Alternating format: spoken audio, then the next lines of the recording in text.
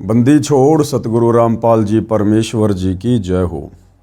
परमपिता परमात्मा सारी सृष्टि के रचनहार, कुल मालिक, असंख्य ब्रह्मांडों के स्वामी, जगत गुरु, तीनों लोकों में प्रवेश करके सबका धारण पोषण करने वाले राजाधिराज, आत्माधार, नाथों के नाथ, देवों के देव महादेव, सर्वेश्वर महेश्वर, मृत्युंजय, अजरो अमर, आदि अनादि सनातनी प्रभु, जगत पिता जगदीश्वर, श्री श्री 1008 की उपाधि के वास्तविक अधिकारी, अकाल मूरत सौद स्वरूपी राम वासुदेव, सर्वगतम ब्रह्म, परम पूज्य, प्रथम पूज्य, परम संत, परम पुरुष, परम धनी, परम दयालु, सत्य कबीर, हक्का कबीर, अल्लाह कबीर, अल्लाह अकबर, बाखबर, अल्लाह ताला, जगत के तारणहार, जगत के मुक्तिदाता, जगत के जगन्नाथ, हारे के सहारे, हिंदुओं के राम, मुसलमानों के अल्लाह, सिखों के वाहिगुरु, ईसाइयों के मसीह, दया के सागर दयानिधि, करुणा के सागर करुणानिधि, स्वयंभू परिभू, संकट मोचन, कष्ट हरण, मंगल करण, दुख भंजन, अविगत कबीर, निर्विकार निर्विषम परमात्मा, अलय अलेख सतगुरु, आदि अनादि सतगुरु, असली मर्यादा पुरुषोत्तम, असली राम, असली कृष्ण, असली घनश्याम, असली मुरारी, राजाओं के राजा, महाराजाओं के महाराजा, शहंशाहों के शहंशाह, सम्राटों के सम्राट, भगवानों के भगवान, अल्लाहों के अल्लाह, प्रभुओं के प्रभु, मसीहाओं के मसीह, सच्चे वाहिगुरु, बाबाओं के बाबा, पीरों के पीर, सेठों के सेठ, जगत सेठ, सावड़सा सेठ, सर्वगुण संपन्न, अनंत कोटि कलाओं के स्वामी, अनंत कोटि ब्रह्मांडों के नायक, योगियों में महायोगी, ध्यानियों में महाध्यानी, सिद्धों में परम सिद्ध, ज्ञानियों में तत्वज्ञानी, ब्रह्म ज्ञानी, महाज्ञानी, परम ज्ञानी, सर्वश्रेष्ठ ज्ञानी, विज्ञानी, युवा कबीर, समर्थ कबीर, असमवात, अमित ओझा, सच्चे रहनुमा, करीम अल्लाह, सुभान अल्लाह, दुनिया के अंतिम पैगंबर, 8 सितंबर 1951 से गांव धनाना, जिला सोनीपत, हरियाणा, भारतवर्ष की पावन भूमि पे प्रकट रियल कल की भगवान, श्री नारायण साकार हरि, श्री बाबा साहेब नूर अनंत परमात्मा, सच्चे दरवेश, सच्चे बाखबर, संत श्रोमणी सतगुरु रामपाल जी परमेश्वर जी के चरण कमल में साध संगति से जुड़े हुए देश विदेश से आप और हम सभी सत्सेवक भाई बहनों का अनंत कोटि दंडवत प्रणाम। सत्साई भाई और बहनों, बहुत बड़ी दया, बहुत बड़ी मेहर पूज्य गुरुदेव भगवान की, परमेश्वर रामपाल जी की, जिनके शुभ आशीर्वाद से, विशेष आशीर्वाद से आप और हम सभी भाई बहन, विशेषकर हिंदू समाज से जुड़े हुए श्रद्धालु व पूरे विश्व के मानव समाज को अध्यात्म के विषय में अनसुनी जानकारी प्राप्त हो रही है। सतगुरु रामपाल जी ने आकर हमें शास्त्र अनुकूल शत भक्ति प्रदान की है। अब हमारा मनुष्य जीवन धीरे धीरे सफलता की ओर आगे बढ़ रहा है। भाई और बहनों, पवित्र पुस्तक हिंदू साहिबान नहीं समझे गीता वेद पुराण, जो सतगुरु रामपाल जी के कर कमल से लिखित है, इस पुस्तक ने हमें अध्यात्म के विषय में बहुत सी जानकारी दी है और निसंदेह यह गूढ़ जानकारी प्राप्त करके हमारी आत्मा भक्ति करने के लिए जागृत भी होगी।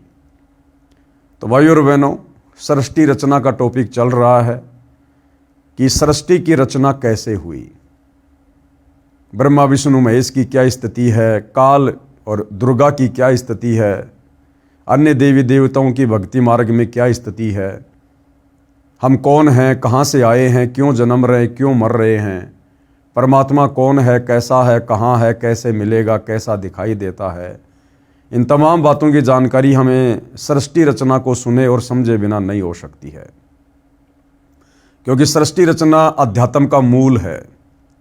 हम किसी भी धर्मशास्त्र को जब तक सृष्टि रचना को नहीं समझेंगे, उन शास्त्रों को भी नहीं समझ सकते। तो भाई और बहनों, सृष्टि रचना पर हमारा ये दूसरा वीडियो है और इस पवित्र पुस्तक हिंदू साहिबान नहीं समझे गीता वेद पुराण पर 27वां वीडियो है।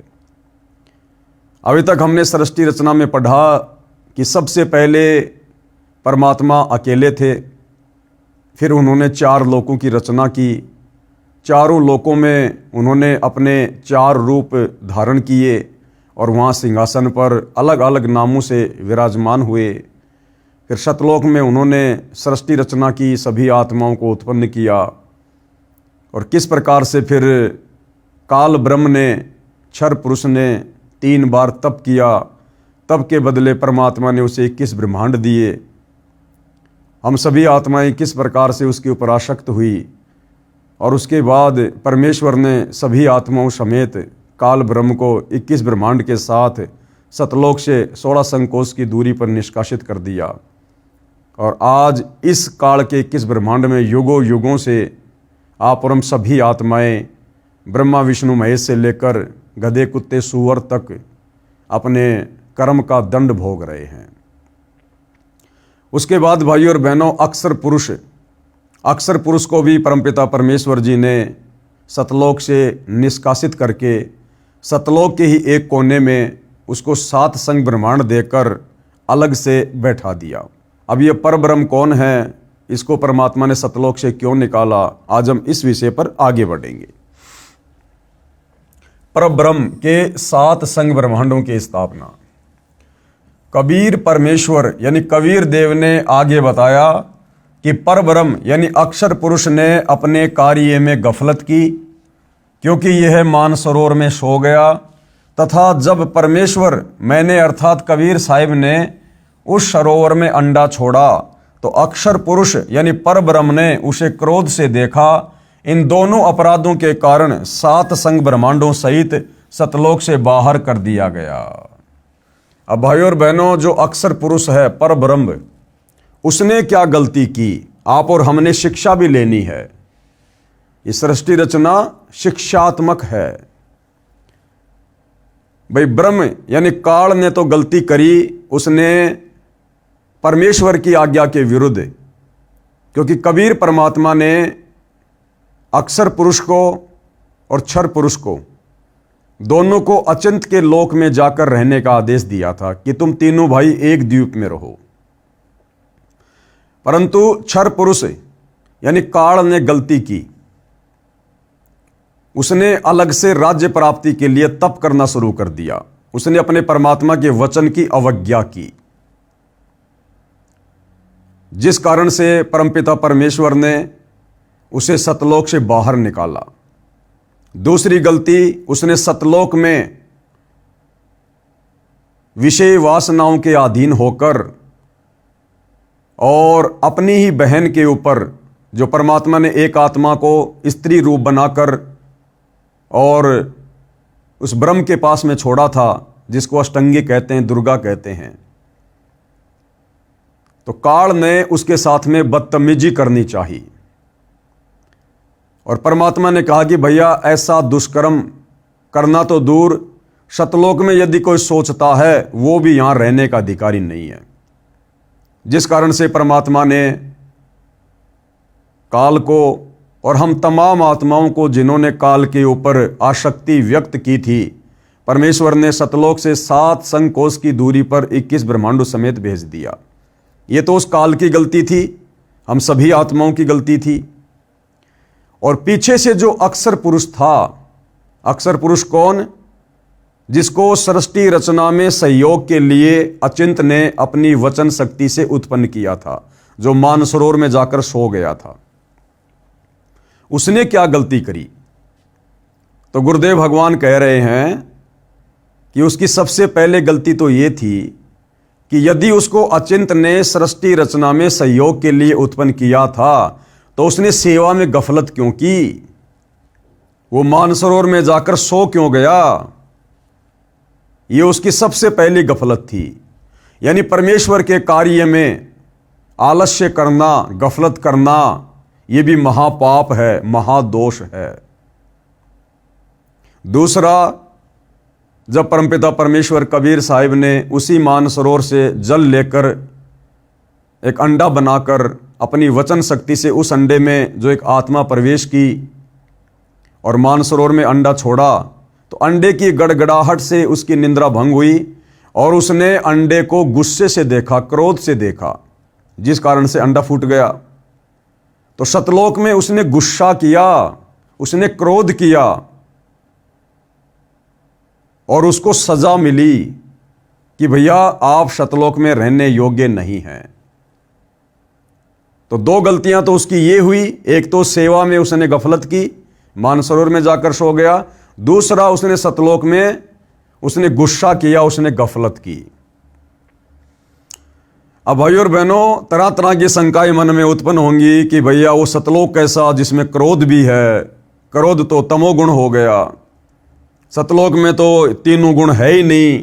भैया सतलोक में सब कुछ है। अगर सतलोक में कुछ नहीं है तो फिर 21 ब्रह्मांड में सब कुछ कहां से आ गया? अरे पांचों तत्व तीन गुण कबीर परमात्मा ने ही तो काल को दिए थे, तो सतलोक में ही तो थे, परमात्मा के ही तो पास थे। सतलोक में सब कुछ है भैया। लेकिन यदि आप उन वस्तुओं का दुरुपयोग करोगे तो सजा कौन भोगेगा? भाई आपके घर में रसोई में चक्कू रखा है, अब चक्कू आप लाए सब्जी काटने के लिए, और यदि आप किसी के पेट में घुसेड़ोगे तो भैया पुलिस आएगी, पकड़ के ले जाएगी, पिटाई भी करेगी, उम्र कैद की सजा भी हो जाएगी, हो सकता है फांसी भी हो जाए। तो सतलोक में हर वस्तु है भैया, हर चीज है। साथ में परमात्मा ने वहां का संविधान बनाया हुआ है, एक मैन्युअल है कि आपने यहां पर किस प्रकार से रहना है, यहां के क्या नियम है, क्या यहां के कायदे कानून है। तो यदि आप मर्यादा तोड़ोगे तो कैसे रह पाओगे आप सतलोक में? भाई बाकी आत्माएं और जितनी भी आत्माएं थी, वो आत्माएं रजोगुण से प्रभावित क्यों नहीं हुई? वो काल ही रजोगुण से प्रभावित क्यों हुआ? क्योंकि उसने उनका दुरुपयोग किया। उधर वो अक्सर पुरुष वो तमोगुण से क्यों हुआ प्रभावित? क्योंकि उसने सेवा में गफलत की, जिस कारण से परमेश्वर जी ने उनको भी सतलोक से बाहर निकालना उचित समझा। और उसके बाद दूसरी गलती क्या करी अक्सर पुरुष ने? जब परमात्मा जी ने इस ब्रह्म को, काल को, आप और हम सभी आत्माओं समेत सतलोक से बाहर निकाल दिया, उसके बाद वो पर ब्रह्म उस काल की याद में व्याकुल रहने लगा, चिंतित रहने लगा। क्या सोचकर कि भैया उसने तो तप करके 21 ब्रह्मांड प्राप्त कर लिए और वो तो वहां पर स्वतंत्र राज्य कर रहा, स्वतंत्र, उसको तो कोई रोक टोक नहीं है, वो तो मन मर्जी का आदमी हो गया। और हमेशा व्याकुल रहने लगा, चिंतित रहने लगा, काल के विषय में सोच सोच के, अपने परमपिता परमेश्वर कबीर साहिब से ध्यान हटाकर। तो मालिक तो अंतर्यामी थे, जानी जान थे। और दूसरा, सतलोक में जितनी भी आत्माएं शेष थी जिन्होंने काल के साथ जाने की स्वीकृति नहीं दी थी, बाद में उन आत्माओं के मन में भी दोष आ गया। वो सोचने लगे कि भैया हमने तो गलती कर दी जो हाथ खड़ा नहीं किया। उस काल के साथ में जितनी भी आत्माएं गई हैं वो तो बड़ी मौज लूट रही होंगी, मौज। अब उन्हें क्या पता हम यहां गधे कुत्ते सुअर बनकर टट्टी खा रहे हैं। लेकिन उनके मन में दोष आ गया कि भैया उसने तो 21 ब्रह्मांड प्राप्त कर लिए थे और वो तो बढ़िया सुख ले रहा होगा, सभी आत्माएं वहां पर स्वतंत्र होकर मौज कर रही होंगी वहां पर। जिस कारण से बाकी आत्माएं भी उन अन्य आत्माओं की चिंता में व्याकुल रहने लगी, अपने परमेश्वर से ध्यान हटा लिया। और भाई और बहनों, ये शिक्षा है आप और हमारे लिए बहुत बड़ी। यदि हमने इस काल के 21 ब्रह्मांड से अपना पीछा छुड़वाना है, वापस सतलोक जाना है, हमने इन फॉर्मूलों को ध्यान रखना होगा। जो गलतियां हमने पहले सतलोक में की, हमने उन गलतियों से शिक्षा लेनी है। परमात्मा कहते हैं, जा आशा ता बाशा होई, मन कर्म वचन सुमरियो सोई। अक्सर पुरुष ने सतलोक में काल के विषय में सुमरण करना शुरू कर दिया, यानी काल के विषय में चिंतन करना, उसका सुमरण करना। तो परमात्मा ने उसको भी बाहर निकाला और बाकी आत्माएं अन्य आत्माओं के प्रति व्याकुल होकर चिंतित होने लगी, चिंता करने लगी, जो काल के 21 ब्रह्मांड में आ गई थी। तो सतलोक वाली आत्माएं काल के 21 ब्रह्मांड में आ चुकी आत्माओं के विषय में सोच सोच के चिंतित थी, उनका सुमरण कर रही थी। किसी के विषय में ज्यादा चिंतन करना, उसका सुमरण करना होता है। तो परमात्मा ने क्या करना था, उनको भी वहां से निकालना था। मालिक तो अंतर्यामी थे कि भैया ये अब हमारे किसी काम के नहीं है। तो ठीक इसी प्रकार भाई और बहनों, वर्तमान में यदि हमने पीछा छुड़वाना है तो हमने इस काल की जो नश्वर संपत्ति है, ये कार कोठी बंगले खेत खलिहान, हमने इन सब की चिंता छोड़नी पड़ेगी। कि भैया नश्वर हैं और तेरी नहीं है, जबरदस्ती मान के बैठे हैं अज्ञानता में। मरने के बाद शरीर भी साथ नहीं जाएगा, पक्का पता है। और यहां रहकर जिस चीज का ज्यादा चिंतन करेंगे, सुमरण करेंगे, बड़ा सेठ बनने की सोचेंगे, प्लाट पे प्लाट खरीदने की सोचेंगे, बच्चों को पढ़ा लिखा के बहुत बड़ा कोई बिजनेसमैन, डॉक्टर, इंजीनियर बनाने की सोचेंगे, तो यहीं रह जाएंगे। इसलिए अब हमने पीछा छुड़वाना है। पीछा, हमारी सोच, हमारा चिंतन, हमारा सुमरण केवल परमपिता परमेश्वर के प्रति और सतलोक के निमित्त होना चाहिए कि मैंने सतलोक जाना है, और जो भक्ति परमात्मा ने दे दी हमेशा उसी के चिंतन मनन में लगे रहना है। तब जाकर भाई और बहनों हमारी बात बनेगी। अन्य कारण, अक्सर पुरुष यानी परब्रह्म अपने साथी ब्रह्म क्षर पुरुष की विदाई में व्याकुल होकर परमपिता कबीर देव कबीर साहिब की याद भूलकर उसी को याद करने लगा, यानी ज्यादा काल ब्रह्म की चिंता करने लगा परब्रह्म। तथा सोचा कि क्षर पुरुष यानी ब्रह्म तो बहुत आनंद मना रहा होगा, वह स्वतंत्र राज्य करेगा और मैं पीछे रह गया। तो ये उसने गलती करी वहां पर ऐसा सोचकर।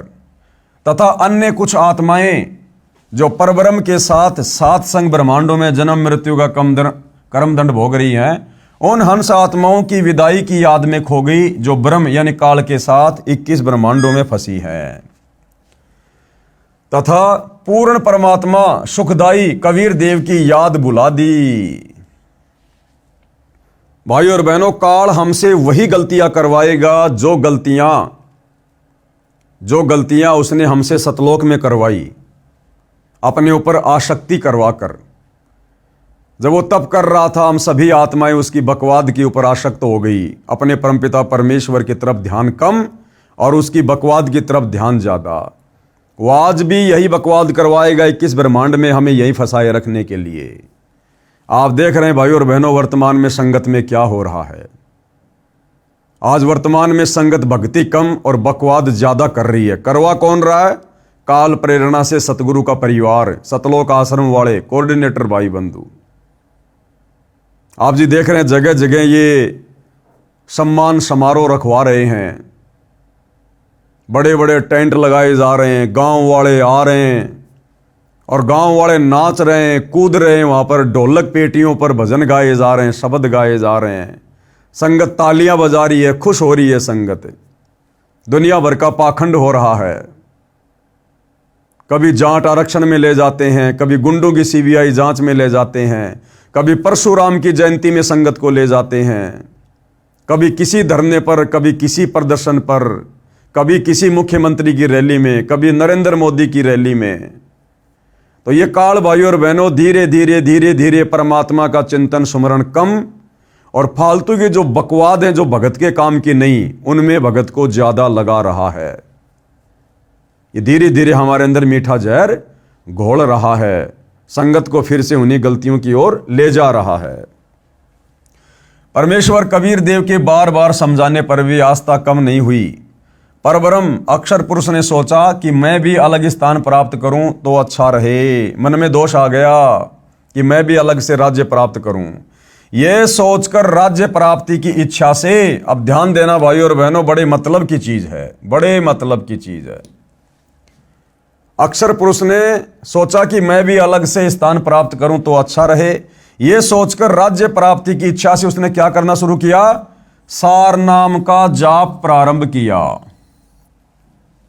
देखो, सृष्टि रचना मैंने नहीं लिखी है, ना मेरी औकात, हमारे पूज्य गुरुदेव सतगुरु रामपाल जी ने लिखी है।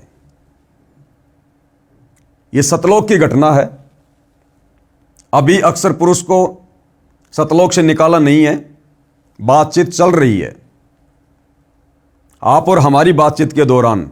बाकी तो उसको निकाल दिया जा चुका, हम सबको पता है।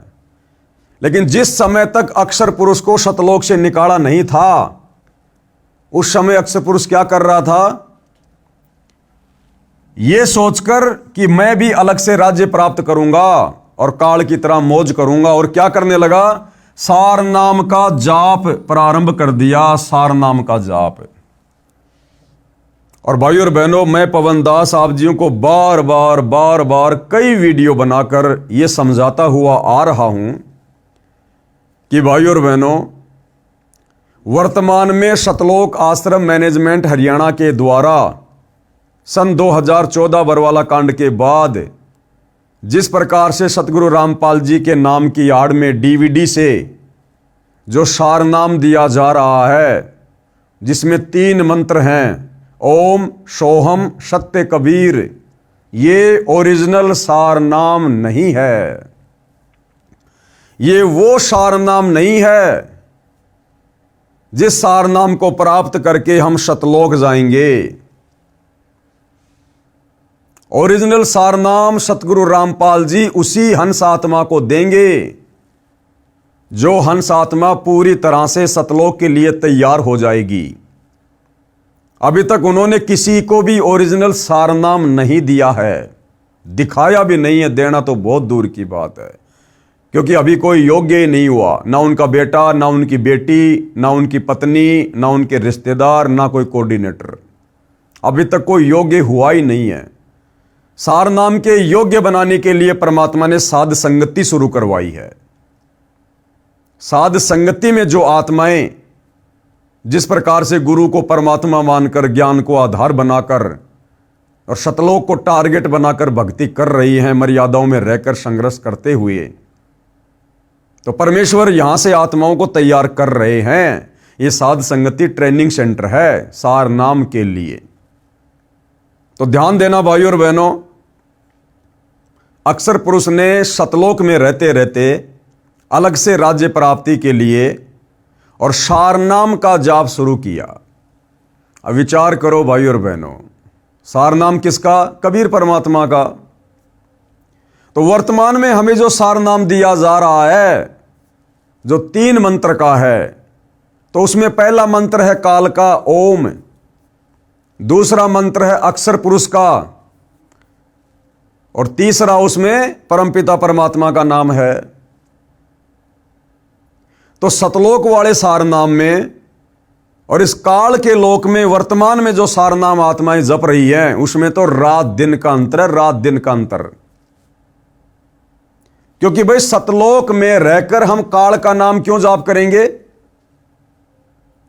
सतलोक में अक्षर पुरुष अपना ही मंत्र क्यों जाप करेगा? उस समय तक तो उसका कोई जाप मंत्र था ही नहीं, और काल का मंत्र हम क्यों जाप करेंगे? और यहां पर जो सारनाम हमें दिया जा रहा है आश्रम वालों की तरफ से, उसमें तो काल का भी मंत्र है, अक्षर पुरुष का भी मंत्र है।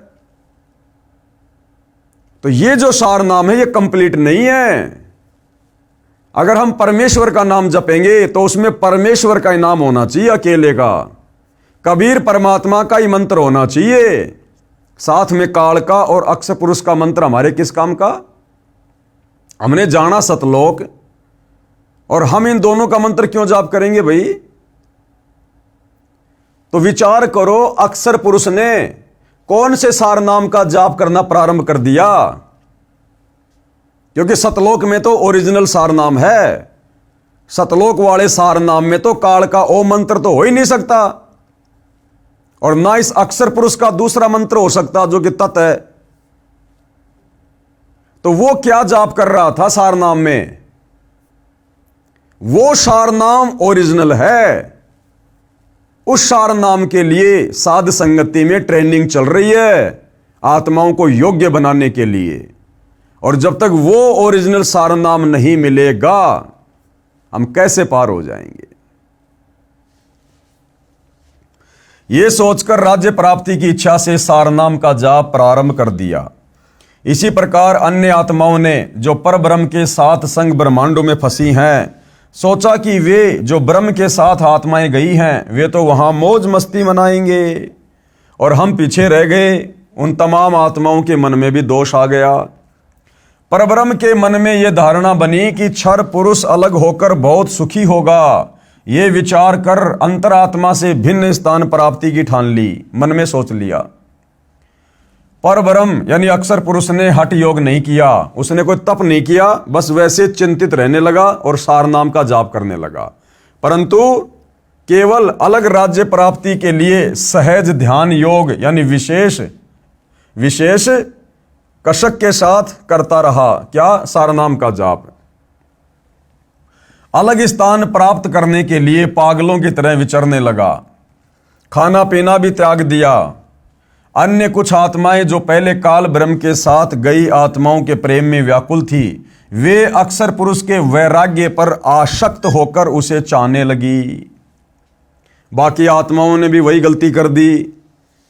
वो अक्सर पुरुष के वैराग्य को देख कर कि ये तो बड़ा चिंतित रहने लगा, बड़ा व्याकुल रहता है, और हम भी उसके इस भाव पर आसक्त हो गए, यानी बाकी जो आत्माएं बची हुई थी। पूर्ण प्रभु के पूछने पर, यानी कबीर परमात्मा ने जब पूछा कि भाई क्या बात है, पूर्ण प्रभु के पूछने पर परब्रह्म ने अलग स्थान मांगा तथा कुछ हंस आत्माओं के लिए भी याचना की। तब कबीर देव ने कहा कि जो आत्मा आपके साथ स्वेच्छा से जाना चाहे उसे भेज देता हूं। पूर्ण प्रभु ने पूछा कि कौन हंस आत्मा परब्रह्म के साथ जाना चाहता है, सहमति व्यक्त करें। बहुत समय उपरांत एक हंस ने स्वीकृति दी। फिर देखा देखी उन सभी आत्माओं ने भी सहमति व्यक्त कर दी कि भैया पिछली बार तो रह गए, अब की बार तो चलना ही चलना है। सर्वप्रथम स्वीकृति देने वाले हंस को स्त्री रूप बनाया, उसका नाम ईश्वरी माया यानी प्रकृति सुरती रखा तथा अन्य आत्माओं को उस ईश्वरी माया में प्रवेश करके अचिंत द्वारा अक्षर पुरुष परब्रह्म के पास भेजा। पतिव्रता पद से गिरने की सजा पाई। पतिव्रता पद यानी अपने इष्ट के अलावा किसी और के विषय में विशेष चिंतन करना, कशक, वो पतिव्रता पद से नीचे गिरना होता है। तो आप और हमने भी अपने पूज्य गुरुदेव भगवान अपने इष्ट के अलावा किसी और को इष्ट रूप में जरा भी नहीं मानना, नहीं पूजना। इसलिए हम सभी सत्सेवक भाई बहनों ने अपने घर में, अपने दरबार में अपने पूज्य गुरुदेव भगवान अपने इष्ट के अलावा अन्य किसी की फोटो नहीं रखी है। जिस प्रकार बाकी संगत सतगुरु रामपाल जी के साथ साथ दाढ़ी मूछ वाले कबीर की नकली फोटो रखती है, पंडित चिदानंद जी की फोटो रखती है, गरीबदास जी की फोटो रखती है, आदरणीय रामदेवानंद जी की फोटो रखती है, तो ये पतिव्रता पद वाली भक्ति नहीं है। पतिव्रता पद की भक्ति में केवल एक ही इष्ट होना चाहिए। कई युगों तक दोनों सात संग ब्रह्मांडों में रहे, परंतु परब्रह्म ने दुर्व्यवहार नहीं किया। उस परब्रह्म ने वो गलती नहीं करी जो गलती उस काल ने दुर्गा के साथ में करनी चाहिए थी। ईश्वरी माया की स्वेच्छा से अंगीकार किया तथा अपनी शब्द शक्ति द्वारा नाखूनों से स्त्री इंद्री योनि बनाई।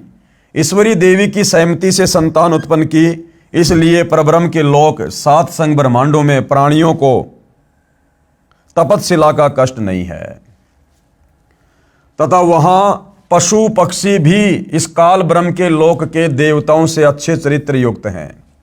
आयु भी बहुत लंबी है, परंतु जन्म मृत्यु और कर्म आधार पर कर्म दंड तथा परिश्रम करके ही पेट पूर्ति होती है। स्वर्ग तथा नरक भी ऐसे ही बने हैं।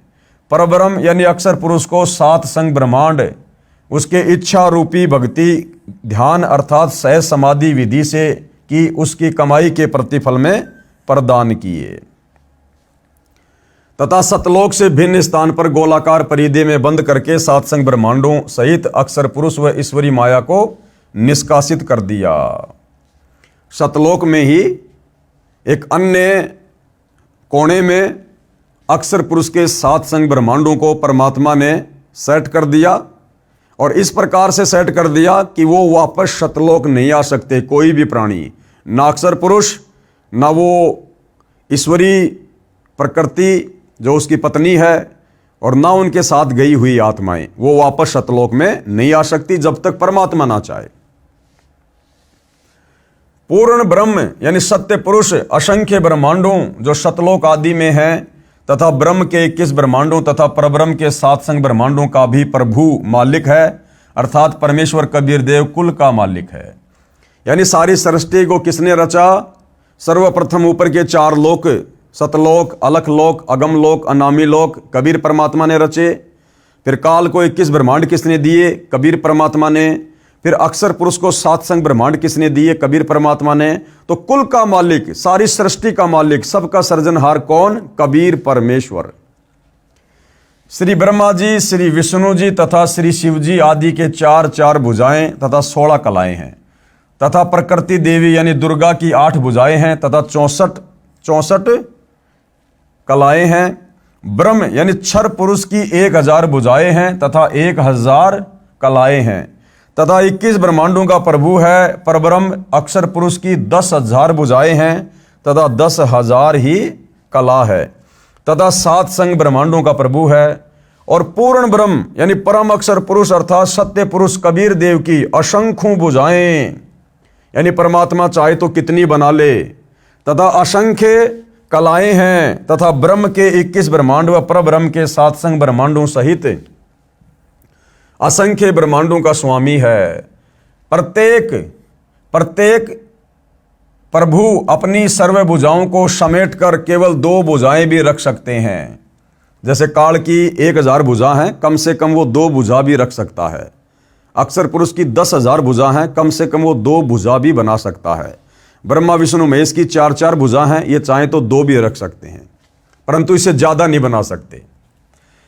तथा जब चाहे सारी भुजाओं को भी प्रकट कर सकते हैं। पूर्ण परमात्मा परब्रह्म के प्रत्येक ब्रह्मांड में भी अलग स्थान बनाकर अन्य रूप में गुप्त रहता है। यूं समझो जैसे एक घूमने वाला कैमरा बाहर लगा देते हैं तथा अंदर टेलीविजन रख लेते हैं। टीवी पर बाहर का सारा दृश्य नजर आता है तथा दूसरा टीवी बाहर रखकर अंदर का कैमरा स्थायी करके रख दिया जाए। उसमें केवल अंदर बैठे प्रबंधक का चित्र दिखाई देता है, जिससे सर्व कर्मचारी सावधान रहते हैं। इसी प्रकार पूर्ण परमात्मा अपने सतलोक में बैठकर सभी को नियंत्रित किए हुए हैं तथा प्रत्येक ब्रह्मांड में भी सतगुरु कबीर देव विद्यमान रहते हैं। जैसे सूर्य दूर होते हुए भी अपना प्रभाव अन्य लोकों में बनाए हुए है। अब भाइयों और बहनों, सृष्टि रचना का जो प्रमाण है वो आगे कहाँ है? हमारे वेदों में, पवित्र अथर्ववेद में सृष्टि रचना का प्रमाण, यानी ये जो सृष्टि रचना हम सुन रहे हैं ये कोई उवाबाई नहीं है, मन गढ़ंत कथा नहीं है, हमारे वेदों में भी इसका प्रमाण है। अथर्ववेद कांड नंबर 4 अनुवाक नंबर 1 मंत्र नंबर 1। ये संस्कृत में श्लोक आप जियों के सामने है। भावार्थ क्या किया है गुरुदेव ने? पवित्र वेदों को बोलने वाला ब्रह्म यानी काल कह रहा है कि सनातन परमेश्वर ने, कौन सनातन परमेश्वर? कबीर देव ने स्वयं अनामे यानी अनामी लोक से सतलोक में प्रकट होकर अपनी सूझबूझ से कपड़े की तरह रचना करके ऊपर के सतलोक आदि को सीमा रहित स्वयं प्रकाशित अजर अमर अर्थात अविनाशी ठहराए, तथा नीचे के परब्रह्म के 7 संग ब्रह्मांड तथा ब्रह्म के 21 ब्रह्मांड व इनमें छोटी से छोटी रचना भी उसी परमात्मा ने अस्थायी की है। उसके बाद अथर्ववेद में और कहां प्रमाण है? अथर्ववेद कांड नंबर 4 अनुवाक नंबर 1 मंत्र नंबर 2। मंत्र आप जियों के सामने है, पढ़ सकते हैं। हम सीधा इसके अनुवाद पे चलेंगे। भावार्थ क्या है इस श्लोक का? जगत पिता परमेश्वर ने अपनी शब्द शक्ति से राष्ट्रीय अर्थात सबसे पहली माया राजेश्वरी उत्पन्न की तथा उसी पराशक्ति के द्वारा एक दूसरे को आकर्षण शक्ति से रोकने वाले, कभी न समाप्त होने वाले गुण से उपरोक्त सर्व ब्रह्मांडों को स्थापित किया। फिर आगे कहां प्रमाण है? अथर्ववेद कांड नंबर 4 अनुवाक नंबर 1 मंत्र नंबर 3, जहां पर सृष्टि रचना का प्रमाण है। श्लोक आप जी के सामने है। भावार्थ क्या है? पूर्ण परमात्मा कबीर देव अपने द्वारा रची सृष्टि का ज्ञान तथा सर्व आत्माओं की उत्पत्ति का ज्ञान अपने निजी दास को स्वयं ही सही बताता है कि पूर्ण परमात्मा ने अपने मध्य अर्थात अपने शरीर से अपनी शब्द शक्ति के द्वारा ब्रह्म क्षर पुरुष काल की उत्पत्ति की तथा सर्व ब्रह्मांडों को ऊपर शतलोक, अलख लोक, अगम लोक, अनामी लोक आदि तथा नीचे परब्रह्म के 7 संग ब्रह्मांड तथा ब्रह्म के 21 ब्रह्मांडों को अपनी धारण करने वाली आकर्षक शक्ति से ठहराया हुआ है। जैसे पूर्ण परमात्मा कबीर परमेश्वर यानी कबीर देव ने अपने निजी सेवक अर्थात सखा श्री धर्मदास जी, आदरणीय गरीबदास जी आदि को अपने द्वारा रची सृष्टि का ज्ञान स्वयं ही बताया, उपरोक्त वेद मंत्र भी यही समर्थन कर रहा है। उसके बाद अथर्ववेद कांड नंबर 4 अनुवाक नंबर 1 मंत्र नंबर 4 श्लोक आप जियों के सामने है। भावार्थ क्या किया है गुरुदेव ने? भावार्थ, ऊपर के चारों लोक, सतलोक, अलखलोक, अगम लोक, अनामी लोक, यह तो अजर अमर स्थायी तथा अविनाशी रचे हैं। यानी ऊपर के 4 लोक कभी भी नष्ट नहीं होते, खंड नहीं होते, तथा नीचे के ब्रह्म तथा परब्रह्म के लोकों को अस्थायी रचना करके तथा अन्य छोटे छोटे लोक भी उसी परमेश्वर ने रचकर स्थिर किए। फिर अथर्ववेद कांड नंबर 4 अनुवाक नंबर 1 मंत्र नंबर 5 श्लोक आप जियों के सामने है। गुरुदेव भगवान ने क्या भावार्थ किया है? पूर्ण परमात्मा यानी कबीर देव ने ऊपर के चारों लोकों में से जो नीचे से सबसे पहला अर्थात सतलोक में आष्ट्रा अर्थात अष्टंगी प्रकृति देवी दुर्गा की उत्पत्ति की, यही राजाधिराज जगत गुरु पूर्ण परमेश्वर सत्य पुरुष है, जिससे सबका वियोग हुआ है। फिर सर्व प्राणी ज्योति निरंजन काल के वीर्य यानी बीज से दुर्गा के गर्भ द्वारा उत्पन्न होकर स्वर्ग लोक व पृथ्वी लोक पर निवास करते हैं। उसके बाद अथर्ववेद कांड नंबर 4 अनुवाक नंबर 1 मंत्र नंबर 6 संस्कृत में श्लोक आप जियों के सामने है। भावार्थ, वही पूर्ण परमेश्वर सत्य साधना करने वाले साधक को उसी पहले वाले स्थान सतलोक में ले जाता है जहां से बिछुड़ कर आए थे। वहां उस वास्तविक सुखदायी प्रभु को प्राप्त करके खुशी से आत्मा विभोर होकर मस्ती से स्तुति करता है कि हे परमात्मा, असंख्य जन्मों के भूले भटकों को वास्तविक ठिकाना मिल गया है। इसी का प्रमाण पवित्र ऋग्वेद मंडल 10 सूक्त 90 मंत्र 16 में भी है। आदरणीय गरीबदास जी को इसी प्रकार पूर्ण परमात्मा कबीर देव यानी कबीर परमेश्वर स्वयं सतभक्ति प्रदान करके सतलोक लेकर गए थे तथा अपनी अमृतवाणी में आदरणीय गरीबदास जी महाराज ने आंखों देखकर कहा, गरीब अजब नगर में ले गए हमको सतगुरु आन, और जिलके बिंब अगाध गति सूते चादर तान। अथर्ववेद कांड नंबर 4 अनुवाक नंबर 1 मंत्र नंबर 7 संस्कृत में श्लोक आप जियों के सामने है। परमात्मा ने क्या भावार्थ किया है?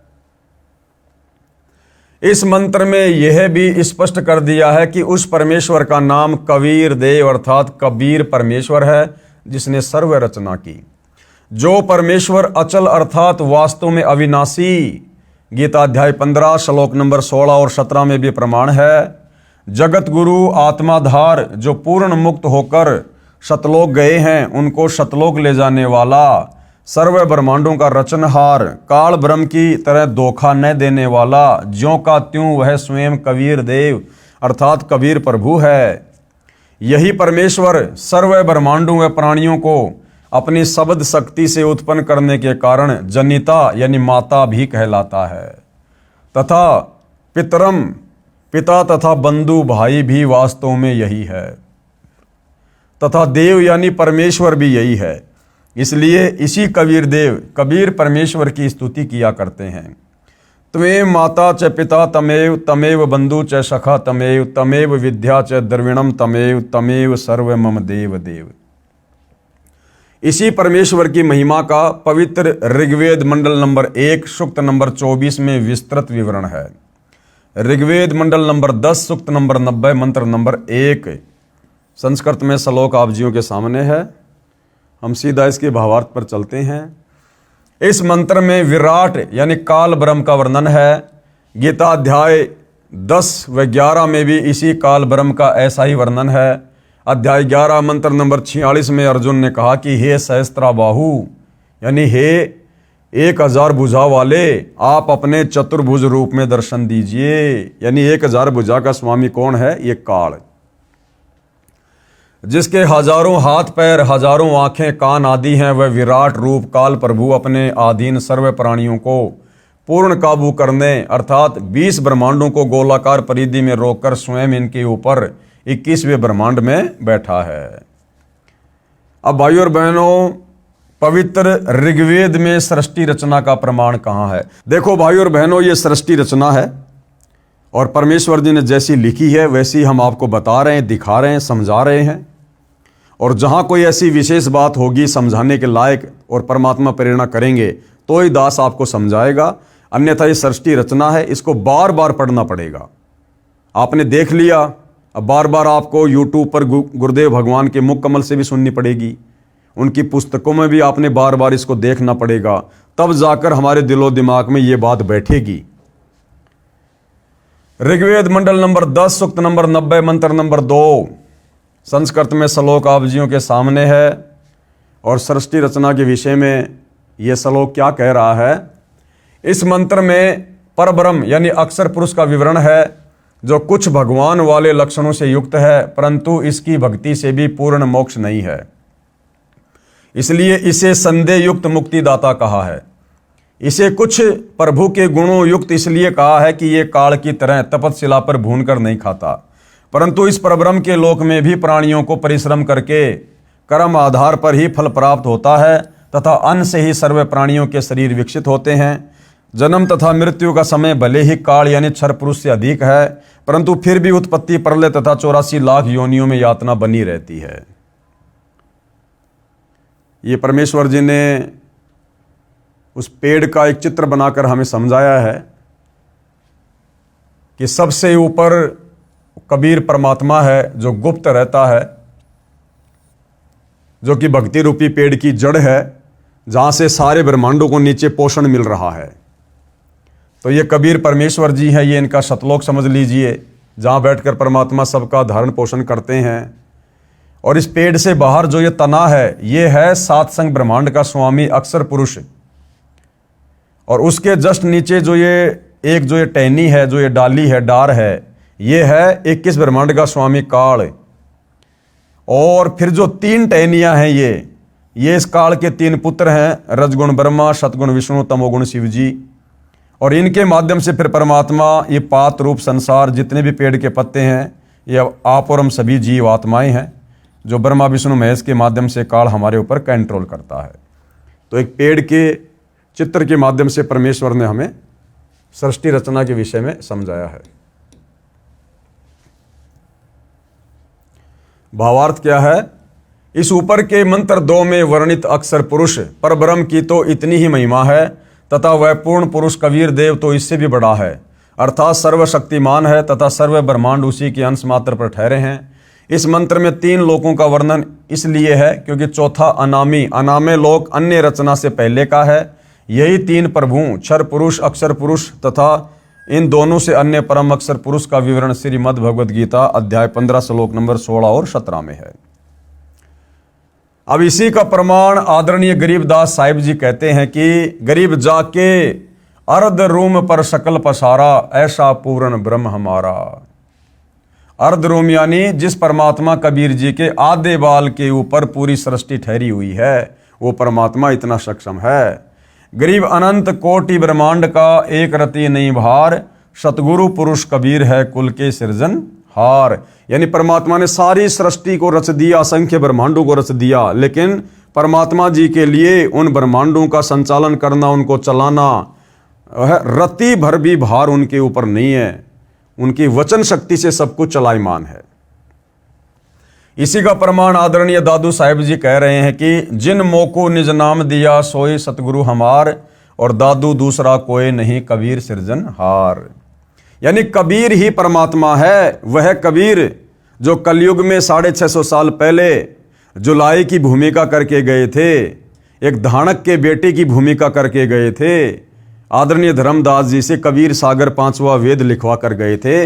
वही कबीर परमात्मा, कबीर जुलाहा सारी सृष्टि का मालिक है। इसी का प्रमाण आदरणीय नानक साहिब जी देते हैं कि एक अर्ज गुप्तम पेश तोदर कौन करतार, हक्का कबीर करीम तू बे है प्रवर्दिगार। श्री गुरु ग्रंथ साहिब पेज नंबर 721 महिला 1 राग तिलंग। कौन करतार का अर्थ होता है सर्व का रचनहार, अर्थात शब्द शक्ति से रचना करने वाला शब्द स्वरूपी प्रभु। हक्का कबीर का अर्थ है सत कबीर, और करीम का अर्थ है दयालु, परवरदिगार का अर्थ है परमात्मा। ऋग्वेद मंडल 10 सूक्त 90 मंत्र 4, ये श्लोक आप जियों के सामने है। क्या भावार्थ किया गुरुदेव ने? यही सर्व सृष्टि रचनहार प्रभु अपनी रचना के ऊपर के हिस्से में तीनों स्थानों सतलोक, अलखलोक, अगमलोक में 3 रूप में स्वयं प्रकट होता है तथा स्वयं ही विराजमान है। यहाँ अनामी लोक का वर्णन इसलिए नहीं किया क्योंकि अनामी लोक में कोई रचना नहीं है। क्या कह रहे हैं परमात्मा? अनामी लोक में कोई रचना नहीं है तथा अकय अनामे लोक शेष रचना से पूर्व का है। फिर कहा है कि उसी परमात्मा के सतलोक से बिछुड़कर नीचे के ब्रह्म व परब्रह्म के लोक उत्पन्न होते हैं और वह पूर्ण परमात्मा खाने वाले ब्रह्म अर्थात काल से, क्योंकि ब्रह्म काल विराट श्रापवश 1 लाख मानव शरीरधारी प्राणियों को खाता है तथा न खाने वाले यानी ये परब्रह्म अक्षर पुरुष परब्रह्म प्राणियों को खाता नहीं है, परंतु जन्म मृत्यु कर्मदंड ज्यों का त्यों बना रहता है, भी ऊपर सर्वत्र व्याप्त है। अर्थात इस पूर्ण परमात्मा की प्रभुता सभी के ऊपर है।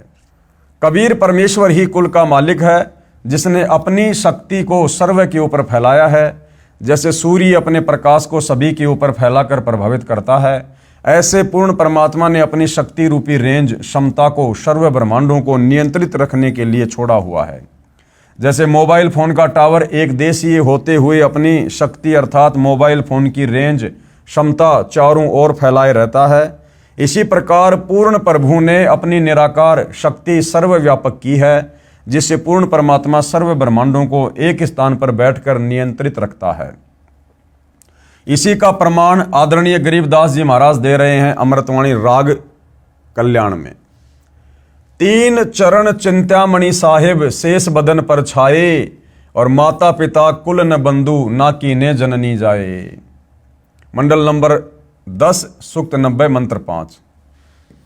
ये ऋग्वेद का है, श्लोक आप जियों के सामने है। सीधा इसके भावार्थ पर चलते हैं। उपरोक्त मंत्र 4 में वर्णित तीनों लोकों अगमलोक, अलखलोक तथा सतलोक की रचना के पश्चात पूर्ण परमात्मा ने ज्योति निरंजन यानी ब्रह्म की उत्पत्ति की, अर्थात उसी सर्वशक्तिमान परमात्मा पूर्ण ब्रह्म कबीर देव कबीर प्रभु से ही विराट अर्थात ब्रह्म काल की उत्पत्ति हुई। यही प्रमाण गीता अध्याय 3 श्लोक 15 में है कि अक्षर पुरुष अर्थात अविनाशी प्रभु से ब्रह्म उत्पन्न हुआ। यही प्रमाण अथर्ववेद कांड 4 अनुवाक 1 सूक्त 3 में है कि पूर्ण ब्रह्म से ब्रह्म की उत्पत्ति हुई। पूर्ण ब्रह्म यानी कबीर जी और ब्रह्म यानी काल। उसी पूर्ण ब्रह्म ने भूमि आदि छोटे बड़े सर्वलोकों की रचना की। वह पूर्ण ब्रह्म इस विराट भगवान अर्थात ब्रह्म से भी बड़ा है, अर्थात इसका भी मालिक है। ऋग्वेद मंडल 10 सूक्त 90 मंत्र 15 श्लोक आप जियों के सामने है। भावार्थ क्या किया गुरुदेव ने? 7 संग ब्रह्मांड परब्रह्म के तथा 21 ब्रह्मांड ब्रह्म के हैं, जिनमें गोलाकार सीमा में बंद पाप कर्मों की आग में जल रहे प्राणियों को वास्तविक पूजा विधि बताकर सही उपासना करवाता है, जिस कारण से बलि दिए जाने वाले पशु की तरह जन्म मृत्यु के काल ब्रह्म के खाने के लिए तपतशिला के कष्ट से पीड़ित भगत आत्माओं को काल के कर्म बंधन के फैलाए जाल को तोड़कर बंधन रहित करता है, अर्थात बंधन छुड़वाने वाला बंदी छोड़ है। इसी का प्रमाण पवित्र यजुर्वेद अध्याय 5 मंत्र 32 में है। ये मंत्र आप जियों के सामने है। मंडल 10 सूक्त 90 मंत्र 16 भावार्थ किया है गुरुदेव ने। जो निर्विकार जिन्होंने मांस शराब तंबाकू सेवन करना त्याग दिया है तथा अन्य बुराइयों से रहित है, वे देव स्वरूप भगत आत्माएं शास्त्र विधि रहित पूजा को त्याग कर शास्त्र अनुकूल साधना करते हैं। वे भक्ति की कमाई से धनी होकर काल के ऋण से मुक्त होकर अपनी सत्य भक्ति की कमाई के कारण उस सर्व सुखदायी परमात्मा को प्राप्त करते हैं, यानी सतलोक चले जाते हैं। अर्थात सतलोक में चले जाते हैं जहाँ पर सर्वप्रथम रची सृष्टि के देव स्वरूप अर्थात पाप रहित हंस आत्माएं रहती हैं। जैसे कुछ आत्माएं तो काल ब्रह्म के जाल में फंसकर यहाँ आ गई, कुछ परब्रह्म के साथ सात संग ब्रह्मांडों में आ गई, फिर भी असंख्य आत्माएं जिनका विश्वास पूर्ण परमात्मा में अटल रहा, जो पतिव्रता पद से नहीं गिरी, वे वहीं रह गई। इसलिए यहाँ वही वर्णन पवित्र वेदों ने भी सत्य बताया है। यही प्रमाण गीता अध्याय 8 के श्लोक संख्या 8 से 10 में वर्णन है कि जो साधक पूर्ण परमात्मा की सत्साधना शास्त्र विधि अनुसार करता है, वह भक्ति की कमाई के बल से उस पूर्ण परमात्मा को प्राप्त होता है, अर्थात उसके पास चला जाता है। इससे सिद्ध हुआ कि तीन प्रभु हैं, एक ब्रह्म, एक परब्रह्म और एक पूर्ण ब्रह्म। इन्हीं को ब्रह्म यानी ईश और क्षर पुरुष, दूसरा ये परब्रह्म अर्थात अक्षर पुरुष अक्षर ब्रह्म, और तीसरा है पूर्ण ब्रह्म यानी परम अक्षर ब्रह्म परमेश्वर सत्य पुरुष आदि पर्यायवाची शब्दों से भी जाना जाता है। यही प्रमाण ऋग्वेद मंडल 9 सूक्त 96 मंत्र 17 से 20 में स्पष्ट है कि पूर्ण परमात्मा कबीर देव कबीर परमेश्वर शिशु रूप धारण करके प्रकट होता है तथा अपना निर्मल ज्ञान अर्थात तत्व ज्ञान कबीर गिरवी कबीर वाणी के द्वारा अपने अनुयायियों को बोल बोल कर वर्णन करता है।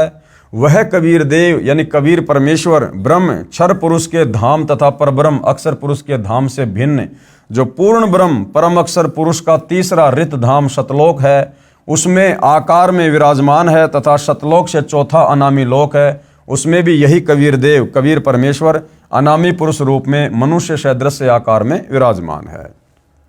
अब भाइयों और बहनों, जो हमारे अन्य जो सदग्रंथ हैं, श्रीमद् देवी पुराण महापुराण में सृष्टि रचना का प्रमाण ब्रह्मा विष्णु तथा शिव के माता पिता दुर्गा और ब्रह्म के योग से यानी दुर्गा और काल के शारीरिक मिलन से ब्रह्मा विष्णु और शिव का जन्म।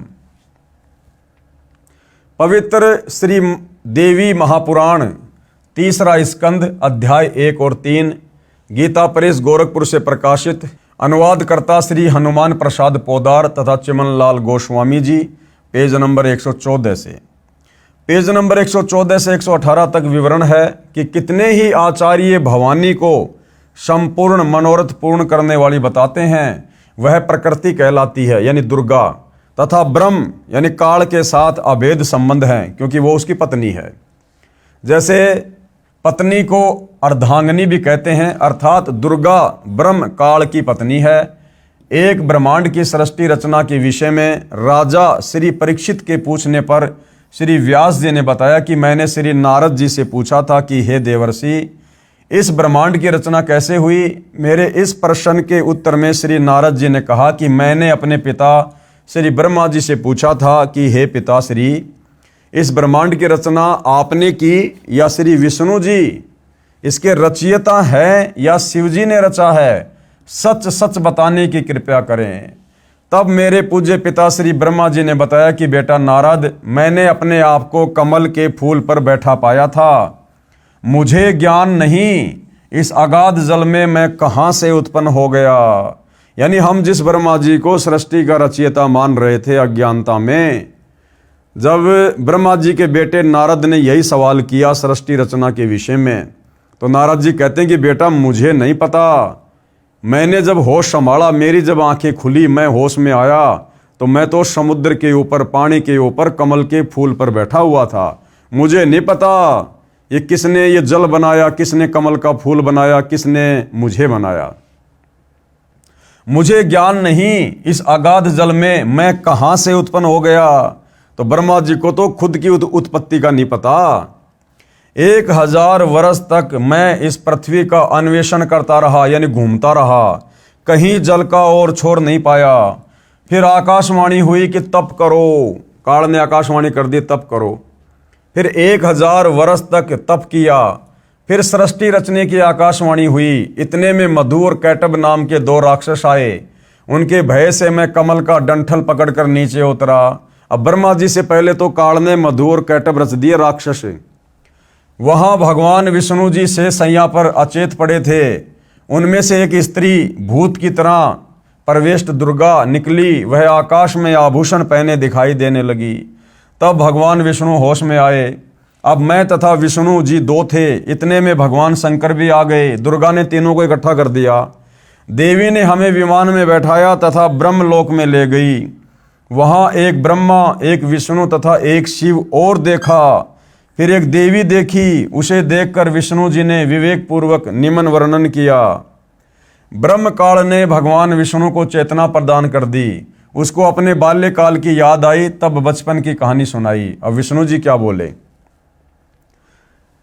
पेज नंबर 119 से 120 पर भगवान विष्णु जी ने श्री ब्रह्मा जी तथा श्री शिव जी से कहा कि ये हम तीनों की माता है।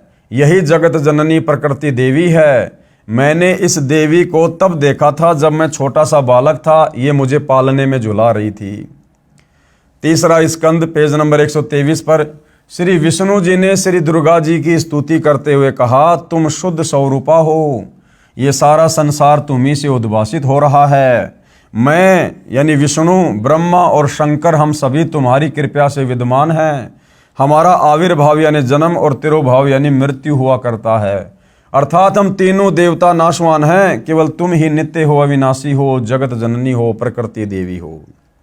उसके बाद भगवान शंकर बोले, देवी यदि महाभाग विष्णु तुम्ही से प्रकट यानी उत्पन्न हुए हैं तो उनके बाद उत्पन्न होने वाले ब्रह्मा भी तुम्हारे बालक हुए, फिर मैं तमोगुणी लीला करने वाला शंकर क्या तुम्हारे संतान नहीं हुआ? अर्थात मुझे भी उत्पन्न करने वाली तुम ही हो, अर्थात ब्रह्मा विष्णु महेश की माता कौन? दुर्गा। अब गुरुदेव क्या कह रहे हैं भाई, विचार करें। उपरोक्त विवरण से सिद्ध हुआ कि श्री ब्रह्मा जी, श्री विष्णु जी, श्री शिव जी नाशवान हैं, मृत्युंजय, अजर, अमर व सर्वेश्वर नहीं है, तथा दुर्गा जो ये प्रकृति है ये इनकी माँ है, ये तीनों इसी के पुत्र हैं, तथा ब्रह्म यानी काल सदाशिव इनका पिता है। तीसरा स्कंद पेज नंबर 125 पर ब्रह्मा जी के पूछने पर कि हे माता, वेदों में जो ब्रह्म कहा है वह आप ही हैं या कोई अन्य प्रभु है? इसके उत्तर में यहाँ तो दुर्गा कह रही है कि मैं तथा ब्रह्म एक ही हैं। फिर इसी स्कंद अध्याय 6 के पेज नंबर 129 पर कहा है कि अब मेरा कार्य सिद्ध करने के लिए विमान पर बैठकर तुम लोग शीघ्र पधारो, जाओ। कोई कठिन कार्य उपस्थित होने पर जब तुम मुझे याद करोगे तब मैं सामने आ जाऊंगी। देवताओं, मेरा, दुर्गा का तथा ब्रह्म का ध्यान तुम्हें सदा करते रहना चाहिए। हम दोनों का सुमरण करते रहोगे तो तुम्हारे कार्य सिद्ध होने में तनिक भी संदेह नहीं है। उपरोक्त व्याख्या से स्वयं सिद्ध है कि दुर्गा तथा ब्रह्म काल ही तीनों देवताओं के माता पिता तथा ब्रह्मा, विष्णु व शिव जी नाशवान है, वह पूर्ण शक्ति युक्त नहीं है। तीनों देवताओं श्री ब्रह्मा जी, श्री विष्णु जी, श्री शिव जी की शादी दुर्गा यानी प्रकृति देवी ने की। पेज नंबर 128 से 129 पर तीसरे स्कंद में गीता अध्याय 7 श्लोक नंबर 12। ये श्लोक आप जियों के सामने है। पवित्र शिव महापुराण में सृष्टि रचना का प्रमाण, शिव महापुराण में भी सृष्टि रचना का प्रमाण है। काल ब्रह्म व दुर्गा से विष्णु, ब्रह्मा व शिव की उत्पत्ति, इसी का प्रमाण पवित्र श्री शिव पुराण गीता प्रेस गोरखपुर से प्रकाशित अनुवादकर्ता श्री हनुमान प्रसाद पोदार, इसके अध्याय 6 रुद्र संहिता प्रश्न नंबर 100 पर कहा है कि जो मूर्ति रहित परब्रह्म है उसी की मूर्ति भगवान सदाशिव है।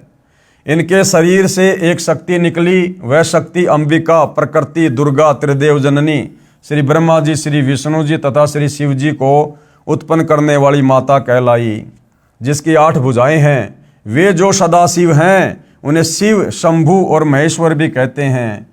प्रश्न नंबर 101 पर वे अपने सारे अंगों में भस्म रमाए रहते हैं।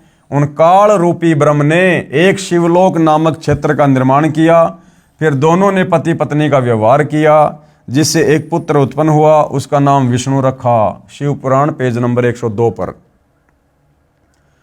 फिर रुद्र संहिता अध्याय नंबर 7 पेज नंबर 103 पर ब्रह्मा जी ने कहा कि मेरी उत्पत्ति भी भगवान सदाशिव यानी ब्रह्म, काल तथा प्रकृति दुर्गा के संयोग से अर्थात पति पत्नी के व्यवहार से हुई है। फिर मुझे बेहोश कर दिया। फिर रुद्र संहिता अध्याय नंबर 9 पेज नंबर 110 पर कहा है कि इस प्रकार ब्रह्मा, विष्णु तथा रुद्र इन 3 देवताओं में गुण है, परंतु शिव यानी काल ब्रह्म गुणातीत माने जाते हैं। यहाँ पर 4 सिद्ध हुए, अर्थात सदाशिव, काल ब्रह्म व प्रकृति दुर्गा से ही ब्रह्मा, विष्णु तथा शिव उत्पन्न हुए हैं। तीनों भगवानों श्री ब्रह्मा जी, श्री विष्णु जी तथा श्री शिव जी की माता जी दुर्गा जी तथा पिताजी श्री ज्योति निरंजन ब्रह्म है। यही तीनों प्रभु रजगुण ब्रह्मा जी, सतगुण विष्णु जी तथा तमगुण शिव जी हैं। अब श्री पवित्र मद भगवत गीता जी में सृष्टि रचना का प्रमाण, इसी का प्रमाण पवित्र गीता जी अध्याय 14 श्लोक 3 से 5 तक है। ब्रह्म यानी काल कह रहा है कि प्रकृति यानी दुर्गा तो मेरी पत्नी है और मैं ब्रह्म यानी काल इसका पति हूं। हम दोनों के सहयोग से सर्व प्राणियों सहित तीनों गुणों रजगुण ब्रह्मा जी, सतगुण विष्णु जी, तमगुण शिव जी की उत्पत्ति हुई है। मैं ब्रह्म यानी काल सर्व प्राणियों का पिता हूं तथा प्रकृति यानी दुर्गा इनकी माता है।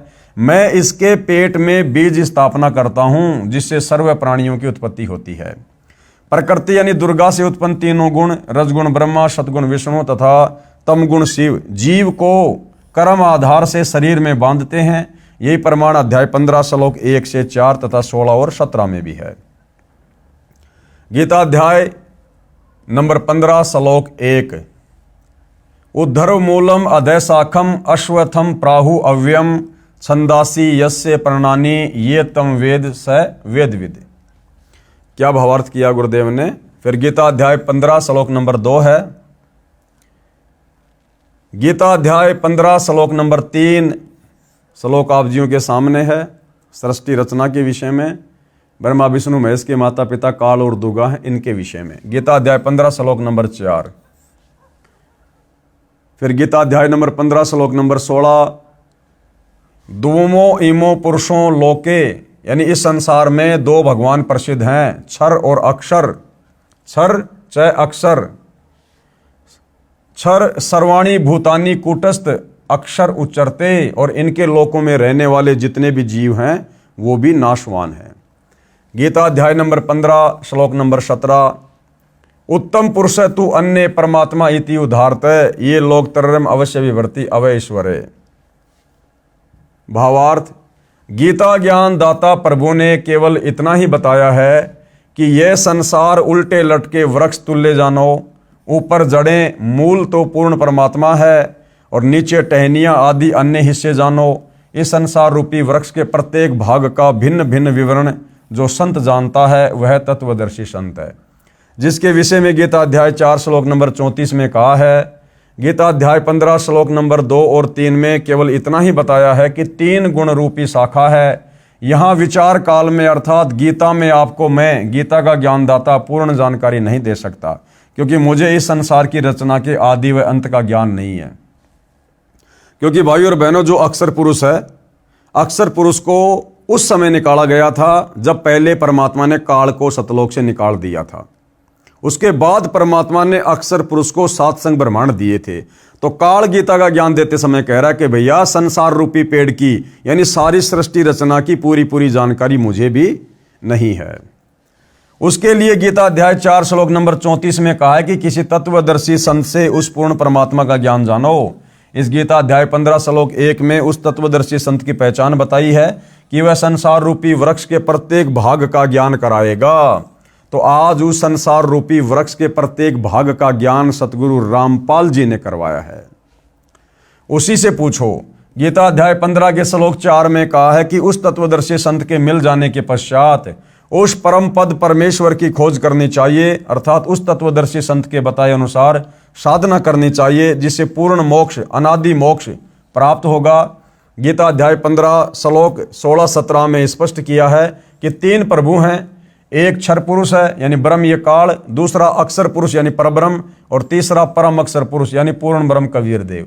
क्षर पुरुष तथा अक्षर पुरुष वास्तव में अविनाशी नहीं है, यानी इनकी जन्म और मृत्यु होती है। वह अविनाशी परमात्मा तो इन दोनों से अन्य ही है। वही तीनों लोकों में प्रवेश करके सबका धारण पोषण करता है।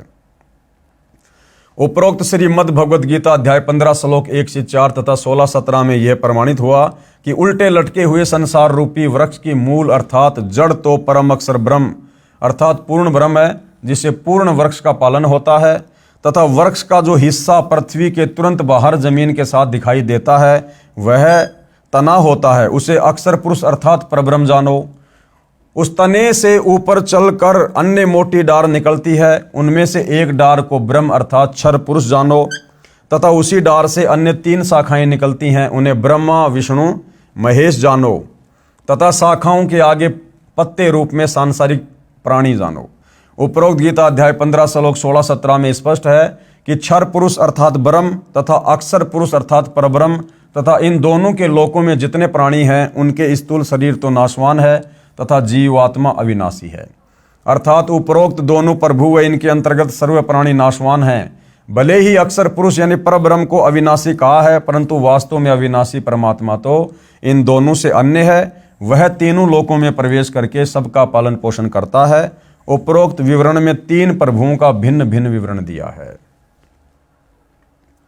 अब भाइयों और बहनों, बाइबल में भी सृष्टि रचना का प्रमाण है और कुरान शरीफ में भी।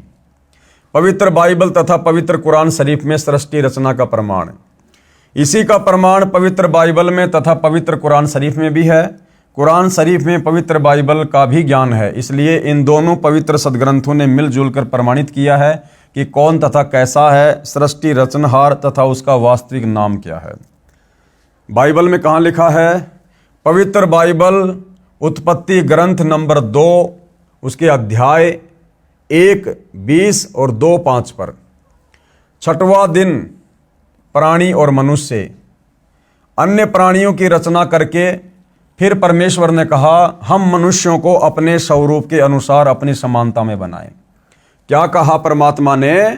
कि हम यानी पूर्ण परमात्मा कबीर देव कि हम मनुष्यों को अपने स्वरूप के अनुसार यानी अपने जैसा बनाएं जो सर्व प्राणियों को काबू रखेगा। तो परमात्मा यदि मनुष्यों को अपने जैसा अपनी समानता में बनाएगा तो परमात्मा कैसा हुआ? हमारे ही जैसा हुआ, यानी परमात्मा साकार है। तब परमेश्वर ने मनुष्य को अपने स्वरूप के अनुसार उत्पन्न किया, यानी अपने जैसा बनाया। अपने ही स्वरूप के अनुसार परमेश्वर ने उसको उत्पन्न किया, नर और नारी करके मनुष्यों की सृष्टि की। प्रभु ने मनुष्यों के खाने के लिए जितने बीज वाले छोटे छोटे पेड़ तथा जितने पेड़ों में बीज वाले फल होते हैं वे भोजन के लिए प्रदान किए, मांस खाना नहीं कहा है। 7वां दिन विश्राम का दिन, यानी 6 दिन में परमात्मा ने सृष्टि रची, 7वें दिन सतलोक में जाकर अपने तख्त के ऊपर विश्राम किया। परमेश्वर ने 6 दिन में सर्व सृष्टि की उत्पत्ति की तथा 7वें दिन विश्राम किया। पवित्र बाइबल ने सिद्ध कर दिया कि परमात्मा मानव सदृश से शरीर में है, जिसने 6 दिन में सर्व सृष्टि की रचना की तथा फिर विश्राम किया। अब कुरान शरीफ में कहां पर प्रमाण है? पवित्र कुरान शरीफ सूरत फुरकान 25 आयत नंबर 52, 58 और 59। आयत नंबर 52 क्या कह रही है? फला तुतियल काफिरिन व जिहादुम बिही जिहादन कबीरन। इसका भावार्थ है कि हजरत मोहम्मद जी का खुदा यानी प्रभु कह रहा है, यानी काल ब्रह्म, कि हे पैगंबर, आप काफिरों जो एक प्रभु की भक्ति त्याग कर अन्य देवी देवताओं तथा मूर्ति आदि की पूजा करते हैं उनको काफिर कहते हैं। कहते हैं उनका कहा मत मानना, क्योंकि वे लोग कबीर को पूर्ण परमात्मा नहीं मानते। आप मेरे द्वारा दिए इस कुरान के ज्ञान के आधार पर अटल रहना कि कबीर ही पूर्ण प्रभु है तथा कबीर अल्लाह के लिए संघर्ष करना, लड़ना नहीं, अर्थात अडिग रहना। आयत नंबर 58, यह आयत नंबर 58 लिखी हुई है, आप जियों के सामने है। भावार्थ है कि हजरत मोहम्मद जी जिसे अपना प्रभु मानते हैं वह अल्लाह प्रभु किसी और पूर्ण प्रभु की तरफ संकेत कर रहा है। हजरत मोहम्मद जी अपना अल्लाह किसको मानते थे? इस काल ब्रह्म को। और वो काल ब्रह्म सूरत फुरकान 25 आयत नंबर 58 में अपने से अन्य किसी और परमात्मा की ओर संकेत कर रहा है कि ए पैगंबर, उस कबीर परमात्मा पर विश्वास रख, उस जिंदा पर विश्वास रख जो तुझे जिंदा महात्मा के रूप में आकर मिला था। वह कभी मरने वाला नहीं है, अर्थात वास्तव में अविनाशी है। तारीफ के साथ उसकी पाकी यानी पवित्र महिमा का गुणगान किए जा। वह कबीर अल्लाह यानी कबीर देव पूजा के योग्य है तथा अपने उपासकों के सर्व पापों का विनाश करने वाला है। फिर सूरत फुरकानी 25 आयत नंबर 59। भावार्थ है कि हजरत मोहम्मद को कुरान शरीफ बोलने वाला प्रभु यानी काल ब्रह्म कह रहा है कि वह कबीर प्रभु वही है जिसने जमीन तथा आसमान के बीच जो भी कुछ विद्यमान है सर्व सृष्टि की रचना 6 दिन में की तथा 7वें दिन ऊपर अपने सतलोक में सिंहासन पर विराजमान हो यानी बैठ गया। उसके विषय में जानकारी किसी बाखबर, गीता जी में जिसको तत्वदर्शी संत कहा गया है और कुरान शरीफ में उसको बाखबर कहा है, किसी बाखबर यानी तत्वदर्शी संत से पूछो उस पूर्ण परमात्मा की प्राप्ति कैसे होगी तथा वास्तविक ज्ञान तो किसी तत्वदर्शी संत यानी बाखबर से पूछो, मैं नहीं जानता। उपरोक्त दोनों पवित्र धर्मों ईसाई तथा मुसलमान के पवित्र शास्त्रों ने भी मिलजुल कर प्रमाणित कर दिया कि सारी सृष्टि सृजनहार सर्व पाप विनाशक सर्वशक्तिमान अविनाशी परमात्मा मानव सदृश से शरीर में आकार में है तथा सतलोक में रहता है। उसका नाम कबीर है। उसी को अल्लाहु अकबीरू भी कहते हैं। मुसलमान जिसे अल्लाहु अकबर कहते हैं वही कबीर परमात्मा है। आदरणीय धर्मदास जी ने पूज्य कबीर प्रभु से पूछा कि हे सर्वशक्तिमान, आज तक ये तत्व ज्ञान किसी ने नहीं बताया। अब भाइयों और बहनों, जब इतना सारा सब कुछ ज्ञान कबीर परमात्मा ने धर्मदास जी को बताया तो धर्मदास जी ने अंत में कहा कि हे परमात्मा, भक्ति मार्ग के विषय में, अध्यात्म के विषय में ऐसा ज्ञान आज तक किसी ने नहीं बताया। वेदों के मर्मज्ञ ज्ञानियों ने भी नहीं बताया। इससे सिद्ध है कि चारों पवित्र वेद तथा चारों पवित्र जो कतेब हैं, कुरान शरीफ आदि, ये सब झूठे हैं। पूर्ण परमात्मा ने कहा कि भैया ये झूठे नहीं हैं, इन शास्त्रों में जानकारी है मेरी, लेकिन इन शास्त्रों को पढ़ने वाले समझ नहीं पाए, वो झूठे हैं। कबीर वेद कतेब झूठे नहीं भाई, झूठे वो हैं जो समझे नहीं। झूठे हमारे धर्मगुरु हैं जो इन शास्त्रों को अच्छे से समझकर हमें नहीं समझा पाए। भावार्थ है कि चारों पवित्र वेद, ऋग्वेद, अथर्ववेद, यजुर्वेद, सामवेद तथा पवित्र चारों कतेब, कुरान शरीफ, जबूर, तौरेत, इंजिल गलत नहीं है, परंतु जो इनको नहीं समझ पाए वे नादान हैं। पूज्य कबीर परमेश्वर कबीर देव जी की अमृतवाणी में सृष्टि रचना विशेष निम्न अमृतवाणी सन 1403 से जब पूज्य कबीर देव कबीर परमेश्वर लीला में शरीर में 5 वर्ष के हुए, सन 1518 जब कबीर देव कबीर परमेश्वर मगध स्थान से सशरीर सतलोक गए, उसके बीच में लगभग 600 वर्ष पूर्व परम पूज्य कबीर परमेश्वर कबीर देव जी द्वारा अपने निजी सेवक यानी दास भगत आदरणीय धर्मदास साहिब जी को सुनाई थी तथा धनी धर्मदास साहिब जी ने लिपिबद्ध की थी। परंतु उस समय के पवित्र हिंदुओं तथा मुसलमानों के नादान गुरुओं, नीम हकीमों ने कहा कि ये धानक जुलाहा कबीर झूठा है। किसी भी सदग्रंथ में श्री ब्रह्मा जी, श्री विष्णु जी तथा श्री शिव जी के माता पिता का नाम नहीं है। ये तीनों प्रभु अविनाशी हैं, इनका जन्म मृत्यु नहीं होता। न ही पवित्र वेदों व पवित्र कुरान शरीफ आदि में कबीर परमेश्वर का प्रमाण है तथा परमात्मा को निराकार लिखा है। हम प्रतिदिन पढ़ते हैं, भोली आत्माओं ने उन विचक्षणों यानी चतुर गुरुओं पर विश्वास कर लिया कि सचमुच ये कबीर धानक तो अशिक्षित है तथा गुरुजी शिक्षित हैं, सत्य कह रहे होंगे।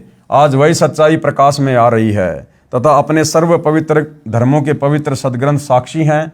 इससे सिद्ध है कि पूर्ण परमेश्वर सर्व सृष्टि रचनहार, कुल करतार तथा सर्वज्ञ कबीर देव यानी कबीर परमेश्वर ही हैं, जो काशी बनारस में कमल के फूल पर प्रकट हुए तथा 120 वर्ष तक वास्तविक तेजों में शरीर के ऊपर मानव सदृश शरीर हल्के तेज का बनाकर रहे तथा अपने द्वारा रची सृष्टि का ठीक ठीक यानी वास्तविक तत्व ज्ञान देकर सह शरीर सतलोक चले गए। कृपया पाठक पढ़ें निम्न अमृतवाणी परमेश्वर कबीर साहिब जी द्वारा उच्चारित। धर्मदास यह जग बोराना, कोई न जाने पद निर्वाणा। यही कारण मैं कथा पसारा, जग से कईयो राम नियारा। यही ज्ञान जग जीव सुनावो, सब जीवों का भरम नसाओ। भरम गए जग वेद पुराना, आदि राम का भेद न जाना। राम राम सब जगत बखाने, आदि राम कोई बिरला जाने। ज्ञानी सुने सो हृदय लगाई, मूर्ख सुने सो गम ना पाई। अब मैं तुमसे कहूँ चिताई, त्रिदेवन की उत्पत्ति भाई। कुछ संक्षेप कहूँ गोराई, सब संशय तुमरे मिट जाई। माँ अष्टंगी पिता निरंजन, वे जम दारुण वंशन अंजन। पहले कीन निरंजन राई, पीछे से माया उपजाई। माया रूप देख अति शोभा, देव निरंजन तन मन लोभा। काम देव धर्मराय सताए, देवी को तुरत धर खाए। पेट से देवी करी पुकारा, साहब मेरा करो उबारा। टेर सुनी तब हम तहाँ आए, अष्टंगी को बंद छुड़ाए। सत्यलोक में कीन्य दुराचारी, काल निरंजन दीन निकारी। माया समेत दिया भगाई, 16 संख कोस दूरी पर आई। अष्टंगी और काल अब दोई, मंद कर्म से गए बिगोई। धर्मराय को हिकमत कीन्या, नखरे खासे भग कर लीन्या। धर्मराय कीन्या भोग विलासा, माया को रही तब आशा। तीन पुत्र अष्टंगी जाए, ब्रह्मा विष्णु शिव नाम धराए। तीन देव विस्तार चलाए, इनमें ये जग धोखा खाए। पुरुष गम कैसे को पावे, काल निरंजन जग भर मावे। तीन लोक अपने सुत दीन्या, सुन निरंजन बासा लीन्या। अलख निरंजन सुन ठिकाना, ब्रह्मा विष्णु शिव भेद न जाना। तीन देव सो उनको ध्यावे, निरंजन का वे पार न पावे। अलख निरंजन बड़ा बट पारा, तीन लोक जीव कीन आहारा। ब्रह्मा विष्णु शिव नहीं बचाए, सकल खाए पुन धूर उड़ाए। तिनके सुत हैं तीनों देवा, आंधर जीव करत हैं सेवा। अकाल पुरुष काहू नहीं चीन्या, काल पाए सब ही गए लीन्या। ब्रह्म काल सकल सग जाने, आदि ब्रह्म को ना पहचाने। तीनों देव और अवतारा, ताको भजे सकल संसारा। तीनों गुण का यही विस्तारा, धर्मराय मैं कहूँ पुकारा। गुण तीनों की भक्ति में, भूल पड़ो संसार। कहे कबीर निज नाम बिना, कैसे उतरे पार। उपरोक्त अमृतवाणी में परमेश्वर कबीर साहिब जी अपने निजी सेवक श्री धर्मदास जी से कहा था कि धर्मदास, ये संसार तत्व ज्ञान के अभाव से विचलित है। किसी को पूर्ण मोक्ष मार्ग तथा पूर्ण सृष्टि रचना का ज्ञान नहीं है, इसलिए मैं आपको मेरे द्वारा रची सृष्टि की कथा सुनाता हूँ। बुद्धिमान व्यक्ति तो तुरंत समझ जाएंगे, परंतु जो सर्व परमाणु को देखकर भी नहीं मानेंगे, तो वे नादान प्राणी काल प्रभाव से प्रभावित हैं, वे भक्ति योग्य नहीं। अब मैं बताता हूँ तीनों देवों यानी देवताओं ब्रह्मा विष्णु शिव जी की उत्पत्ति कैसे हुई। इनकी माता जी तो अष्टंगी दुर्गा है तथा पिता ज्योति निरंजन ब्रह्म काल है। पहले ब्रह्म की उत्पत्ति अंडे से हुई, फिर दुर्गा की उत्पत्ति हुई। दुर्गा के रूप पर आसक्त होकर काल ब्रह्म ने गलती यानी छेड़छाड़ की। तब दुर्गा यानी प्रकृति ने इसके पेट में शरण ली। मैं वहाँ गया जहाँ ज्योति निरंजन काल था। तब भवानी को ब्रह्म के उदर से निकालकर 21 ब्रह्मांड समेत 16 संकोश की दूरी पर भेज दिया। ज्योति निरंजन यानी धर्मराय ने प्रकृति यानी दुर्गा के साथ भोग विलास किया। इन दोनों के सहयोग से तीन गुणों श्री ब्रह्मा जी, श्री विष्णु जी तथा श्री शिव जी की उत्पत्ति हुई। इन्हीं तीनों गुणों रजगुण ब्रह्मा, सतगुण विष्णु, तमगुण शिव जी की ही साधना करके सब प्राणी काल जाल में फंसे हैं। जब तक वास्तविक मंत्र नहीं मिलेगा, पूर्ण मोक्ष कैसे होगा। विशेष पाठक जन विचार करें कि श्री ब्रह्मा जी, श्री विष्णु जी तथा श्री शिव जी की स्थिति अविनाशी बताई गई थी। सर्व हिंदू समाज अभी तक तीनों परमात्माओं को अजर अमर व जन्म मृत्यु रहित मानते रहे, जबकि ये तीनों नाशवान हैं। इनके पिता काल रूपी ब्रह्म तथा माता दुर्गा प्रकृति अष्टंगी है। जैसा आपने पूर्व परमाणु में पढ़ा, यह ज्ञान अपने शास्त्रों में भी विद्यमान है। परंतु हिंदू समाज के कलयुगी गुरुओं, ऋषियों, संतों को ज्ञान नहीं। जो अध्यापक पाठ्यक्रम यानी सिलेबस से ही अपरिचित है, वह अध्यापक ठीक नहीं, वह विद्वान नहीं है, विद्यार्थियों के भविष्य का शत्रु है। इसी प्रकार जिन गुरुओं को अभी तक ये नहीं पता कि श्री ब्रह्मा, श्री विष्णु तथा श्री शिव जी के माता पिता कौन हैं, तो वे गुरु, ऋषि, संत ज्ञानहीन हैं। जिस कारण से सर्व भगत समाज को शास्त्र विरुद्ध ज्ञान यानी लोकवेद अर्थात दंत कथा सुनाकर अज्ञान से परिपूर्ण कर दिया। शास्त्र विधि विरुद्ध भक्ति साधना करा के परमात्मा के वास्तविक लाभ पूर्ण मोक्ष से वंचित कर रखा है। सबका मानव जन्म नष्ट करा दिया, क्योंकि श्रीमद् भगवद गीता अध्याय 16 श्लोक 23-24 में यही प्रमाण है कि जो शास्त्र विधि त्याग कर मनमाना आचरण पूजा करता है, उसे कोई लाभ नहीं होता है। पूर्ण परमात्मा कबीर जी ने 5 वर्ष की लीलामय आयु में सन 1403 से ही सर्व शास्त्रों युक्त ज्ञान अपनी अमृतवाणी कबीर वाणी में बताना प्रारंभ किया था, परंतु उन अज्ञानी गुरुओं ने यह ज्ञान भगत समाज तक नहीं जाने दिया जो वर्तमान में सर्व सदग्रंथों से स्पष्ट हो रहा है। इससे सिद्ध है कि कबीर देव यानी कबीर प्रभु तत्वदर्शी संत रूप में स्वयं पूर्ण परमात्मा ही आए थे। अब भाइयों और बहनों, आदरणीय गरीबदास साहिब जी की अमृतवाणी में सृष्टि रचना का प्रमाण, तो भाइयों और बहनों, आदरणीय गरीबदास जी के सदग्रंथ साहिब में सृष्टि रचना का प्रमाण कहाँ है उसको हम कल के वीडियो में लेंगे। और आज के वीडियो में गुरुदेव भगवान के आशीर्वाद से केवल इतना ही। भाई बहनों से प्रार्थना करूंगा जो प्रथम बार वीडियो देख रहे हैं उन्हें सतगुरु रामपाल जी के सत्संग यूट्यूब पर ज़रूर सुनने चाहिए। और सत्संग सुनने से पहले विशेष तौर पर आप यूट्यूब पर सर्च करें सृष्टि रचना संत रामपाल जी महाराज। जब तक आप सृष्टि रचना से परिचित नहीं होंगे, क्योंकि सृष्टि रचना किसी भी धर्म के सदग्रंथ को समझने के लिए मास्टर की है, यानी सृष्टि रचना को समझे बिना हम किसी भी धर्म ग्रंथ को ठीक ठीक नहीं समझ सकते। तो सृष्टि रचना समझना सुनना बहुत ज़रूरी है। तो भाइयों और बहनों, आज की वीडियो में मालिक के आशीर्वाद से केवल इतना ही। कल सेवा में फिर हाजिर होंगे। तब तक गुरुदेव भगवान हम सबको आज्ञा दे, आशीर्वाद दे, हमारा मार्गदर्शन करे। बंदी छोड़ सतगुरु रामपाल जी भगवान की जय हो।